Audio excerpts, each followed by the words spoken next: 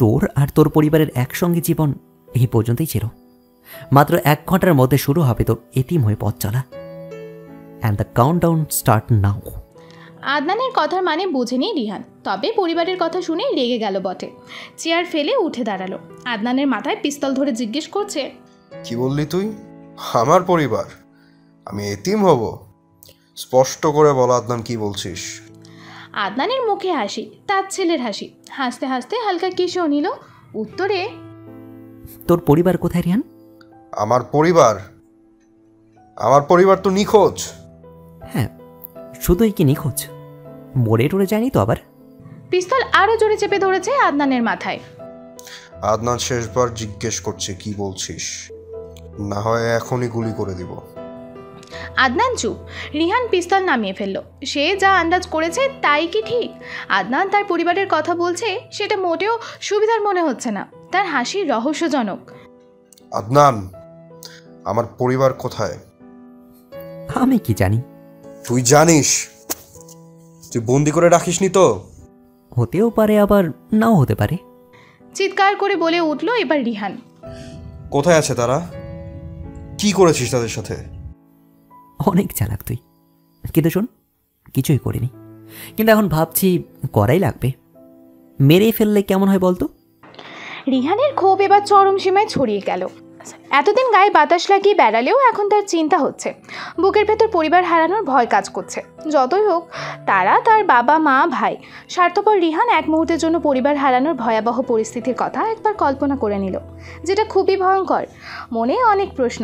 আদনান তার পরিবারকে এতদিন গায়েব করে রেখেছে। কোথায় রেখেছে? কেমন আছে তারা? আদনানের মতলব সম্পূর্ণ বুঝতে না পারলেও আন্দাজ ঠিকই করতে পেরেছে। সব কিছুর মূলে একমাত্র আয়েশা। ট্রিগারে আঙুল চেপে রিহান এখনই শ্যুট করবে। পেছন থেকে দীপক এসে রিহানের পায়ে গুলি করলো। তার হাত থেকে পিস্তল পড়ে গেছে, সাথে সেও মাটিতে লুটিয়ে পড়লো। পেছন থেকে আয়েশা, শাহরিয়ার আর প্রিয়া নামের মেয়েটি ঢুকলো। আয়েশাকে আসতে বারণ করা হলেও সে মানেনি। ইমন সহ তার চেলাদের গোডাউনের বাহির থেকেই ধরে ফেলা হয়েছে। শাহরিয়ার দৌড়ে গিয়ে আদনানের হাতের বাঁধন খুলে দিল। আয়েশা নিস্তব্ধ দাঁড়িয়ে আছে এক কোণায়।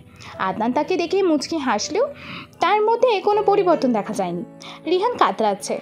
গুলি তার পাঁচ হয়ে গেছে। দীপক ইচ্ছে করেই ওভাবে শ্যুট করেছে যেন গুলি পায়ে প্রবেশ না করে। একদম দক্ষ পুলিশের পাশাপাশি একজন গোল্ড মেডেলিস্ট শ্যুটারও বটে। একজন কনস্টেবলকে আদেশ করলো রিহানকে তুলতে। তখনই আয়েশা চিৎকার করে বলল, স্টপ, অনেক হয়েছে, অনেক দেখেছি, সহ্য করেছি, অনেক ছাড় দিয়েছি, আর না। দরজার কোণা থেকে ছোট্ট একটি বাঁশের লাঠি তুলে নিয়ে রিহানের সামনে দাঁড়ালো। শরীরের সর্বোচ্চ শক্তি দিয়ে তার পিঠে এলো পাথারি আঘাত করতে শুরু করলো। রেগে গেলেই মানুষের শরীরের শক্তি বেড়ে যায়। আয়েশার মতন একজন কোমল দেহের মানুষের এত ভয়ঙ্করভাবে এত শক্তি নিয়ে কাউকে মারা সত্যিই অবাক করা। প্রিয়া বাধা দিতে গেলেও দীপক তাকে থামিয়ে দেয়। হাঁপিয়ে যাচ্ছে আয়েশা। আয়েশার অবস্থা ঠিক নেই। আদনান তার সামনে গিয়ে তাকে পেছন থেকে টেনে ধরলো। লাঠি ফেলে দিল হাত থেকে নিয়ে। ততক্ষণে লাঠির আঘাতে রিহানের শরীর আর নাক মুখ থেকে রক্ত ঝরছে। ছাড়ুন, আমাকে যত আঘাত দিয়েছে তার চেয়ে বেশি আঘাত দিব আমি ওকে। আয়েশা, শান্ত হও। দেখো, হয়রান হয়ে গেছো, শরীর খারাপ করবে তো। সাথে সাথে বুকে জড়িয়ে নিয়েছে তাকে। রিহান মাটিতে পড়ে থাকলেও সব দেখছে, অজ্ঞান হয়নি। মুখ দিয়ে কিছু বলার চেষ্টা করছে, তবে পাচ্ছে না। আয়েশা আদনানের বুক থেকে সরে গিয়ে মাটিতে হাঁটু গেড়ে রিহানের গলা চেপে বলল, don't mess with me, don't. Ayesha উঠে আদনানকে দেখতে লাগলো। হাত চেহারা হাতিয়ে দেখছে কোথায় কতটুকু ব্যথা পেয়েছে। ঠোঁট কেটে গেছে তার, হাতে আঘাতের চিহ্ন, কপালের এক কোণায় রক্ত জমেছে। এসব দেখে আয়েশা আরও দুর্বল হয়ে পড়েছে। নিঃশব্দে অশ্রু ঝরাচ্ছে। আজ সে আদনানের চোখে চোখ রেখে বারবার প্রশ্ন করছে ঠিক আছে কিনা, বেশি ব্যথা করছে কিনা। আয়েশার আদনানের প্রতি ভালোবাসা তার চোখে আর আকুতিতে স্পষ্ট। রিহানকে দুইজন কনস্টেবল টেনে নিয়ে যেতেই সে বলল, আদনান, আমার পরিবারকে ফিরিয়ে দে। রিহানের এমন কথায় আয়েশা রিহানের দিকে তাকালো, পরপর আদনানের দিকে। চোখে প্রশ্ন। আদনান দীপকের দিকে তাকিয়ে। দীপকও ঠিক তাই। একে অপরের সাথে তারা ভাব বিনিময় করলো। আয়েশা সেটা লক্ষ্য করেছে। আয়েশা প্রশ্ন করছে, ওর পরিবারকে আপনি ফিরিয়ে দেবেন মানে? তাহলে কি আপনি? হ্যাঁ, রিহানের পরিবারের নিখোঁজ হওয়াতে আদনানের হাত। শুধু আদনানের না, এটা আমাদের মাস্টার প্ল্যান, একমাত্র রিহানকে শিক্ষা দেওয়ার জন্য। দীপক চেয়ার টেনে বসতে বসতে আয়েশার উদ্দেশ্যে বলছে, সাথে রিহানও শুনছে। আপনারা ওদের কিডন্যাপ করেছেন? কিডন্যাপ করব কেন? তারা পুলিশি হেফাজতে আছে। কিঞ্চিত ভ্রু কুচকে উত্তর দিল দীপক। আমার কিছুই মাথায় ঢুকছে না।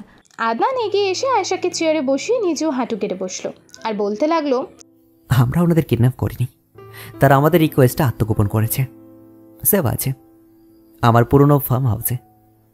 আমি আর দীপক ভাই রিহানের প্রতিনিয়ত তোমাকে উত্ত্যক্ত করা সম্পর্কে সবই জানতাম, কিন্তু এটা কোনো সলিড কারণ ছিল না তাকে জেলে দেওয়ার। বিরক্ত করার দায়ে কতদিন জেলে থাকতো সে? সাজা শেষ হলে আবার ফিরে আসতো, আবার তোমাকে জ্বালাতো। একদিন রিহানের ভাই রাফিদ দীপক ভাইয়ের থানায় আসে, এসে জানায় রিহান মদ খেয়ে আরশিকে অনেক মেরেছে, ঘরে সব টাকা পয়সা নিয়ে বেরিয়ে গেছে, তার মাকে ধাক্কা দিয়ে মাথায় চোট খাইয়েছে। একটা ভাই কতটা অসহায় হলে নিজের ভাইয়ের নামে মামলা করতে আসে। এর পরপরই আমার সঙ্গে দীপক ভাইয়ের দেখা হয়। আমি তার সঙ্গে রিহানের ব্যাপারে আলোচনা করি। ঘটনার পরিপ্রেক্ষিতে তুমি আর রিহানের পরিবার উভয়ই অস্বীকার, তাই আমি আর দীপক ভাই অন্য পন্থা অবলম্বন করি। তাই আমরা ওর পরিবারকে ডেকে আমাদের প্ল্যান জানাই, তারা রাজি হয়। আরশিকে আমাদের এই প্ল্যানের সামিল করা সম্ভব ছিল না। আমরা এমনিতেও রিহানকে তার পরিবারের ভয় দেখিয়ে কিছুদিন পর তাদের ফিরেও দিতাম। বলে থামলো আদনান, বাকি কথা টানলো দীপক। কিন্তু সে আজ নিজের পায়ে নিজেই কুড়ুল মেরেছে। আদনানকে তুলে এনেছে, ওকে আঘাত করেছে, মেরে ফেলার হুমকি দিয়েছে। তাছাড়াও তোকে হুমকি দিয়ে গেছে এতদিন। সব মিলিয়ে ওর ওপর এখন একটা শক্ত কেস ঠুকে দেওয়া যাবে। সারা জীবন জেলে পচে মরবে। শাস্তি শেষ হয়ে গেলেও আমি বাড়িয়ে দিব শাস্তি। আয়েশা সব শুনছে মনোযোগ দিয়ে, কিন্তু কেন যেন সব মাথার উপর দিয়ে যাচ্ছে। আদনানকে দেখে কোনোদিন বোঝার উপায় ছিল না সে এত বড় কাণ্ড ঘটিয়ে বসে আছে। আর দীপক ভাই, সে তো আমার সাথেই ছিল কিছুদিন আগে। আমার কাছে রিহানের পরিবারকে খুঁজে না পাওয়ার এক প্রকার দুঃখই প্রকাশ করছিল। তাদের দুজনের প্রতিক্রিয়া স্বাভাবিক থাকে কিভাবে? আদনান আর দীপক ভাই বা কখন এত কিছু প্ল্যান করলো? তার জানা মতে দীপক ভাইকে আদনান চেনে না, তাদের বিয়েতেও সে আসেনি। তাহলে চোরের ওপর বাটপারি করার মতন অবস্থা। আয়েশাকে আঁচু লাগতে দেয়নি তারা। আয়েশার গোয়েন্দা মস্তিষ্কে মাত দিয়ে দিল। এখন নিজের ওপর বিশ্বাস নড়বড়ে হয়ে উঠেছে। ভালো গেম খেলেছেন দুজন মিলে। দীপককে হাসতে দেখা গেল, তার হাসি বিরল। সবাই চলে গেছে, আয়েশাও যাওয়ার জন্য এগোলো। পেছন থেকে আদনান তাকে টেনে নিয়ে নিজের মুখোমুখি দাঁড় করালো। তোমার স্বামী ব্যথা পেয়েছে আর তুমি খেদামাত না করে কোথায় চললে? কি খেদমত করতে হবে আপনার? আদনান নিজের ঠোঁটে হাত দিয়ে দেখলো, রক্ত লেগে আছে, আর বলল, ঠোঁটে ব্যথা পেয়েছি। দেখেছি, চলুন মেডিসিন লাগিয়ে দেব। এখনই মেডিসিন লাগবে? এখন মেডিসিন কই পাবো? সাথে নেই তো। না মানে বলছিলাম, ডাক্তারি মেডিসিন বাদেও একটা মেডিসিন আছে কিন্তু, যেটা দিলে 1 সেকেন্ডের মধ্যেই ব্যথা সেরে যাবে। সেটা কি আবার? আদনান আয়েশার দুই গালে হাত রেখে কাছাকাছি টেনে নিল তাকে, ঘোর লাগানো চোখে তার দিকে তাকিয়ে তার ঠোঁটে নিজের ঠোঁট চেপে দিয়েছে। তাদের শ্বাস প্রশ্বাস বাড়ি খাচ্ছে একে অপরের সাথে। আয়েশার সারা শরীরে কাঁটা দিয়ে উঠেছে। কারো পায়ের আওয়াজে আদনান আয়েশাকে ছেড়ে দিল। আয়েশা আদনানকে এড়ানোর জন্য পেছনে ঘুরে দেখতে লাগলো কে এসেছে। শাহরিয়ার এসেছে তাদের ডাকতে। বেরিয়ে গেল তারা। আনন্দকে কল করেছে আয়েশা, হসপিটালে যাবে, আদনানকে একটু চেক আপ করাবে। গাড়িতে বসে আদনান আয়েশা, আদনানের হাত তার কোমরে স্লাইড করছে। একটু পরপর আয়েশা শরীরে ঝাঁকুনি দিচ্ছে। অনেকটা কাছাকাছি তারা। আদনান ফিসফিসিয়ে বলছে, কি দরকার হাসপাতালে যাওয়ার?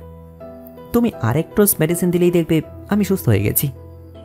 দীপক ভাই একটু কেসে উঠলেন, হয়তো শুনতে পেয়েছেন তাদের কথা। আয়েশা একটু দূরে সরে বসলো। দীপক আদনানের উদ্দেশ্যে বলল, ওখানে আর কেউ ছিল যাদের ধরেছি তাদের ছাড়া? না ভাই, এরা 5 জনই ছিল। এদের আমি জন্মের শিক্ষা দিব এবার। ঠিক আছে ভাই। আর হ্যাঁ, একটু দেখে শুনে চলাফেরা করবে। নতুন বিয়ে করেছো, তোমার কিছু হলে আমার বোনটার কি হবে? আদনান মাথা চুলকে উত্তর দিল, হ্যাঁ হ্যাঁ ভাই, আসলেই সাবধানে চলাফেরা করা লাগবে।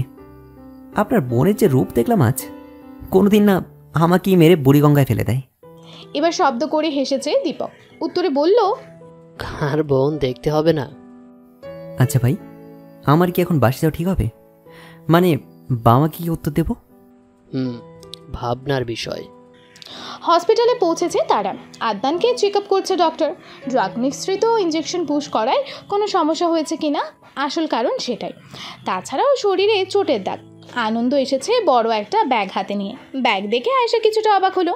প্রশ্ন করতে যাবে তখনই দীপক আনন্দর কাছে গিয়ে প্রশ্ন করলো, বাসায় কি বলেছ? দাদা চিন্তা করবেন না, সব সেট করে এসেছি। আয়েশার মাথার ওপর দিয়ে যাচ্ছে সব। কি বলছে এরা?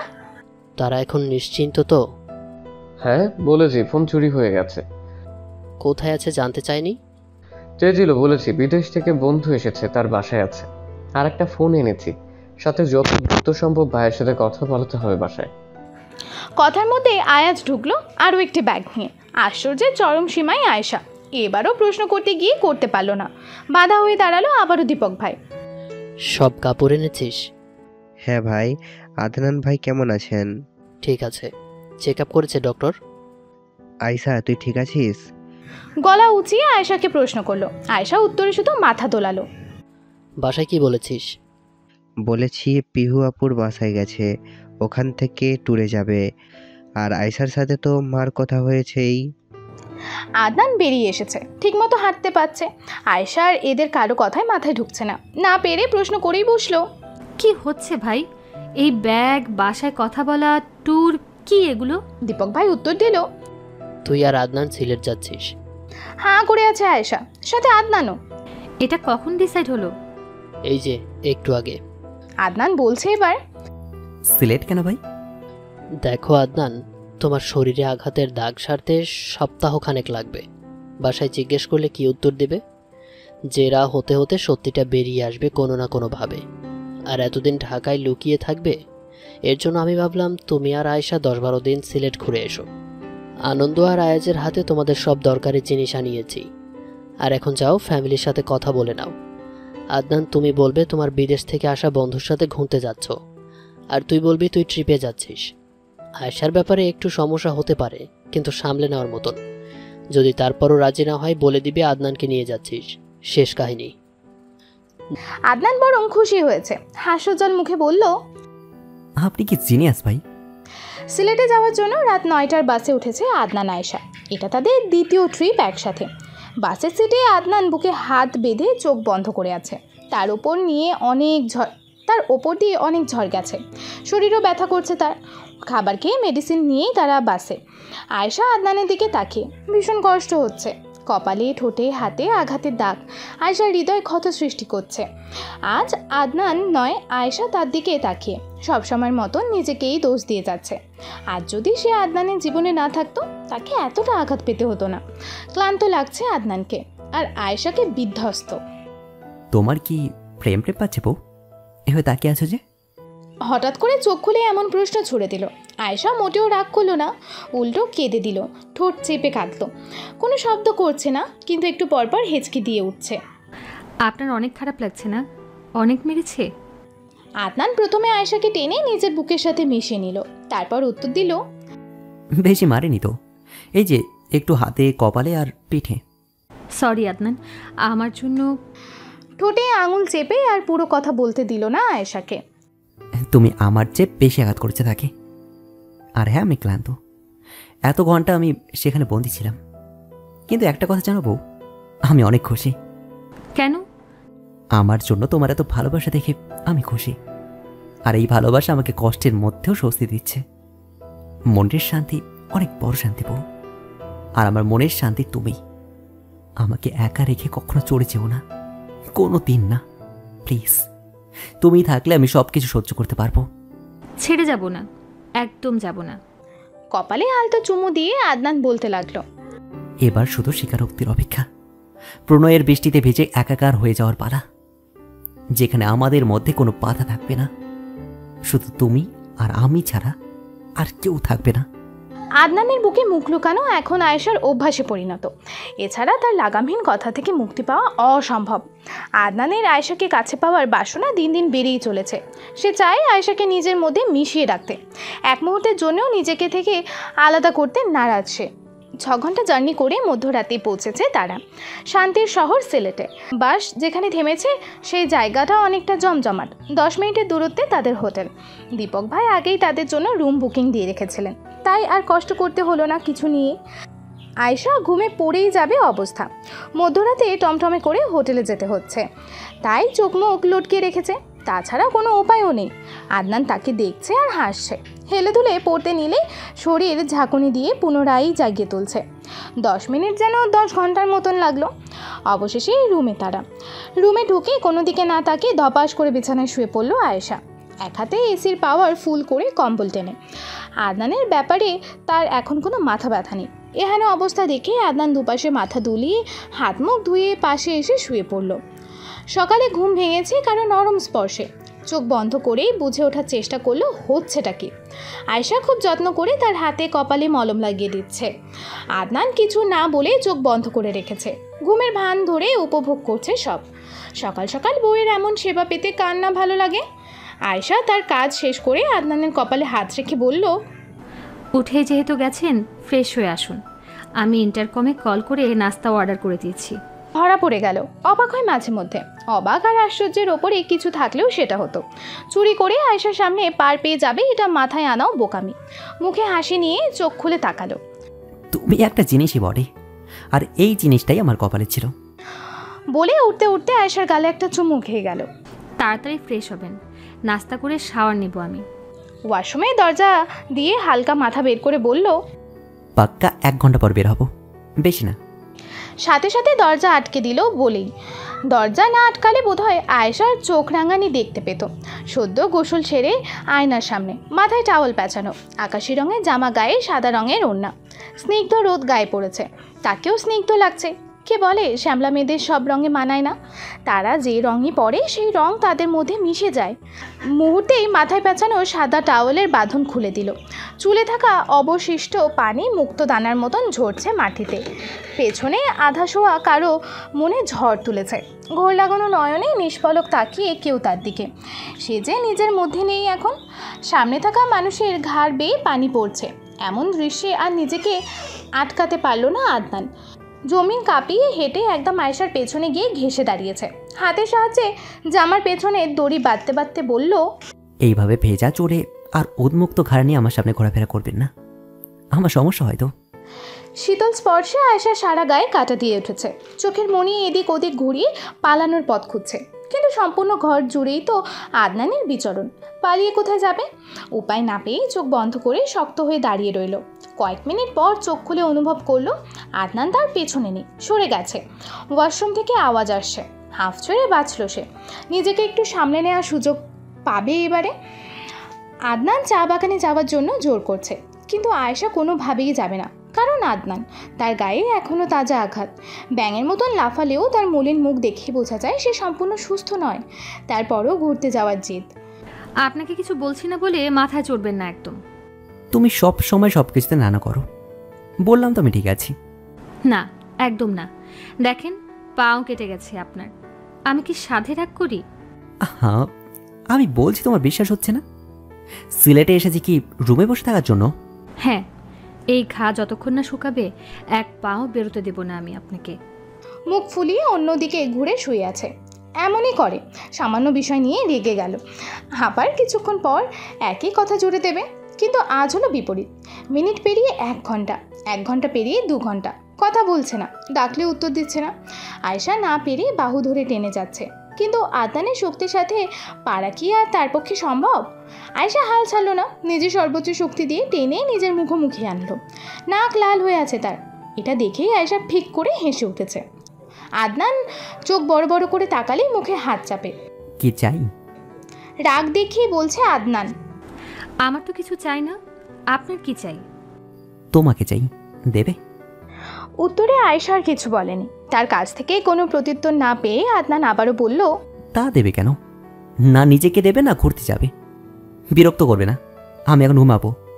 তাই বলে রাগ দেখাতে হবে? হ্যাঁ দেখাবো। ভাবছি আর একটা বিয়ে করব। আগের দিনে ছেলেরা কতগুলো বিয়ে করতো। আমি সেই বউয়ের সাথে ঘুমাবো, রোম্যান্স করব। তুমি বসে বসে এটা দেখবে। কি বললেন? আয়েশা রেগে কলার চাপতে নেবে তখনই আদনানের গায়ে ঘামচি পড়ল, কারণ সে তো খালি গায়ে শুয়ে আছে কম্বল মোড়া দিয়ে। আয়েশাকে টেনে নিল নিজের কাছে, শক্তি দিয়ে চেপে ধরে বলছে, ভালোবেসে সার আগে খামচি দিলেও আমি কিচ্ছু বলতাম না, এখন রেখে তুমি খামচি দিয়েছো, আমার ব্যথা লেগেছে। আর আমার বুকের ওপর তুমি ঝুঁকে আছো কেন? সরো। নিজেই টান দিয়ে নিজেই ঢং করছে। এই লোককে নিয়ে আর পারা গেল না। চুলে টান দিয়ে আরও একটু রাগ ঝেড়ে নিল আয়েশা। তখনই খেয়াল করলো আদনানের গায়ে জ্বর, মুখে চিন্তার ছাপ পড়েছে আয়েশার। বুঝতে পারলো এই কারণেই ভুলভাল বকছে। রাগ ছিল না, কিন্তু এখন মায়া হতে শুরু করলো। দ্রুত মাথায় জল পড়তে দিচ্ছে। আদনান ততক্ষণে ঘুমিয়ে। ঘণ্টাখানেক পর রাতে খাবার সময়ও উঠল না। আয়েশা শেষ চেষ্টা করেছে তাকে ডিনার করানোর, শেষমেশ খাওয়াতে পেরেছে, কিন্তু বেচারা সব বমি করে ফেলে দিয়েছে। তার চিন্তায় নিজেও ঠিকমতো খেতে পারেনি, অনেক জোর করে ওষুধ খাইয়েছে। আয়েশা আদনানের মাথায় হাত বুলিয়ে দিচ্ছে আর সে ঘুমে বিড়বিড় করছে। আয়েশা স্বভাব পেয়েছে তাকে, জ্বরটা বোধহয় বাড়ল, তাই আদনানকে ডেকে বলল, খারাপ লাগছে আপনার? হুম। লক্ষ্য করলো আদনানের চোখে পানি। পানি দেখে আয়েশার হৃদয় বিচলিত। আদনানের গালে হাত রেখে মোলায়েম কণ্ঠে জিজ্ঞেস করলো, কি হয়েছে? চোখে পানি কেন? বেশি খারাপ লাগছে? আমার চোখ অনেক জ্বলছে আয়েশা, খারাপ লাগছে অনেক। চোখে জলপট্টি দিব? চোখ বন্ধ করুন, আমি দিচ্ছি। না। তাহলে কি করব বলেন না প্লিজ, কি করলে ভালো লাগবে আপনার? আমাকে একটু জড়িয়ে ধরে ঘুমাবে? আমার ভালো লাগে না আয়েশা। আমার ছোটোবেলায় যখন জ্বর হতো, আম্মু আমাকে বুকে চড়িয়ে ঘুমাতো। আমি কতকাল দেশের বাইরে থেকেছি, কত জ্বর হয়েছে, কেউ জড়িয়ে ধরে ঘুমায়নি আমায়। আম্মুর পর তো তুমি আছো, একটু আমার কাছে থাকো না, একা একা লাগছে আমার। জ্বরের ঘরে কথাগুলো বলছে আদনান। তার প্রত্যেকটা কথাই আকুতি, হৃদয়ে গিয়ে লেগেছে একদম। এই মানুষটা সত্যি অনেক ভালোবাসা পাওয়ার যোগ্য। আহামরি কোনো কারণ নেই তাকে ভালোবাসার, কিন্তু সে এক আকাশ পরিমাণ ভালোবাসা ডিজার্ভ করে। আয়টাকে সবসময় সামলেছে, কোনো অভিযোগ করেনি কখনো।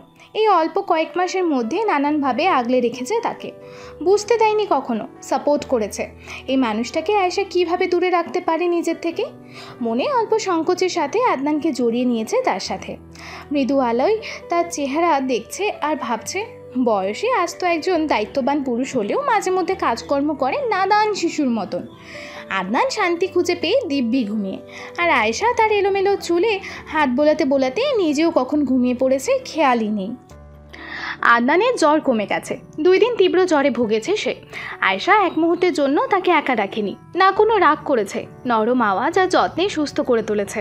তার শরীরের আঘাতগুলো একটু একটু ঠিক আছে এখন, সুস্থ হতে দেরি, আর তার পাগলামি শুরু হতে দেরি হয়নি।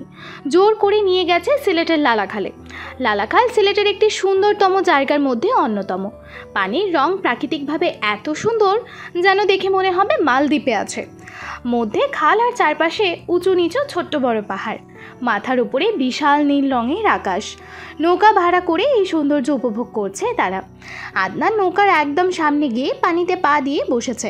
পাশে আয়েশা। ইঞ্জিন চালিত নৌকায় গতিতে আয়েশার চুল উঠছে। পুরো প্রকৃতিকে তারা নিঃশব্দে হৃদয়ে ধারণ করছে। তার এক হাত আয়েশার এক হাতকে চেপে আছে, পড়ে যেন না যায়। আয়েশা আদনানের পিঠের সাথে নিচের পিঠ মিলিয়ে দিয়ে বলল, গান শোনাবেন আমায়? আদনান মুচকি হেসে গান ধরল। রাত 11টায় আয়েশার মাথায় নতুন ভূত চেপেছে। আদনানের সাথে থাকতে থাকতেই এমন অবস্থা তার। একজন মানুষের সাথে থাকতে থাকতে তার স্বভাব অভ্যাসগুলো নিজের মধ্যে আয়ত্ত করতে থাকে মানুষ। তাদের ক্ষেত্রেও ঠিক তাই, নিজেদের অনেক স্বভাব অনেক অভ্যাস নিজের মধ্যে আদান প্রদান করেছে। আমাকে রাস্তায় বিক্রি করে যে কুলফি আইসক্রিম এনে দেবেন? এমন আবদার শুনে আদনান অবাকই হলো। আয়েশা আইসক্রিম খায় না তেমন, আজ এই রাতের বেলায় আইসক্রিম খাওয়ার বায়না ধরেছে। এই রাতে? আর তুমি না আইসক্রিম খাও না? অপছন্দ করি না। আপনি এনে দেবেন কিনা বলেন, পাবেন, একটু খুঁজে দেখেন না গিয়ে। আয়েশা, তুমি কি অসুস্থ? না তো, আমি তো ঠিক আছি। পিরিয়ড? এবার বুঝেছে ঘটনা। পিরিয়ডে মেয়েদের মুড সুইং হয়, এটা আদনানের অজানা নয়, তাই হয়তো এমন আবদার। একটু খুঁজে আসুন, না পেলে ফিরে আসবেন। আচ্ছা, যাচ্ছি। আর কিছু লাগবে? না। শিওর? বলতে পারো ফ্রিলি? না, কিছু লাগবে না। আদনান টি শার্ট পরে বেরিয়ে যাচ্ছিল। আয়েশা পেছন থেকে ডাকলো তাকে। এটা কি গায়ে দিয়ে যাচ্ছেন? একদম ভালো লাগছে না। ওই সাদা শার্ট পরে যান। রাতের বেলায় শার্ট পরে যাব কেন? আর আমি কি ঘুরতে যাচ্ছি? আপনি পড়বেন না? থাক, যাওয়া লাগবে না, খাবো না আইসক্রিম। আয়েশার এমন ব্যবহার তার কাছে একদম নতুন। এটাকেও মুড সুইং বলেই নিজেকে আশ্বাস দিল। শার্ট গায়ে জড়িয়ে চলে গেছে। আদনানকে যেতে দেখে নিল ভালোভাবে।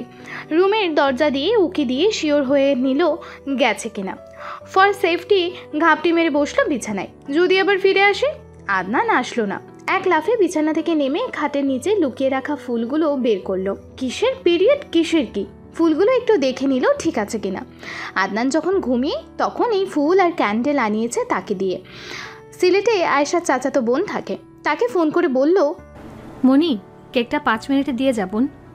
তুই যে দৌড়ের উপর রাখলি আমাকে আজ, ভাইয়ের সারপ্রাইজটা ভালোভাবে হোক, আমাকে ট্রিট না দিলে ছাড়বো না তোদের, বলে দিলাম। 5 মিনিটের জায়গায় 10 মিনিট পার করে এসেছে মনি। তাকে দেখে স্বস্তির নিঃশ্বাস ছাড়লো আয়েশা। সেও আয়েশাকে হেল্প করছে। মজার বিষয় হচ্ছে আদনান আর আয়েশার জন্মদিন একই মাসে। জুলাইয়ের 1 তারিখে আয়েশার আর আদনানের 15 তারিখ।